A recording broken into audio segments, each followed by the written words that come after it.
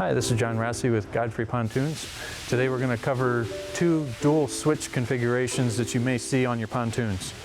The first is the battery selector switch.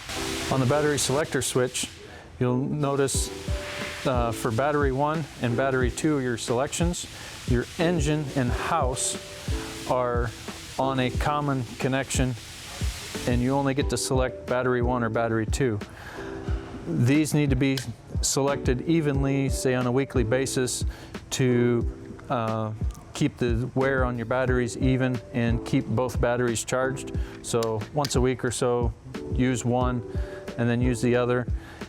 You can join both so that you can charge both while the engine is running, and that'll keep both batteries optimized for use in the long run.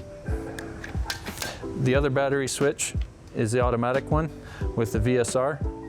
This has two individual battery connections for your start engine and one for your house. When the engine is on and running or a battery charger is connected, the VSR will automatically join the two batteries to keep them both topped off in an optimal performance.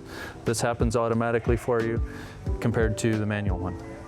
The difference between these two switch configurations, this one is more manual, and you will have to keep track of the usage between the two batteries to keep the performance optimized on your own.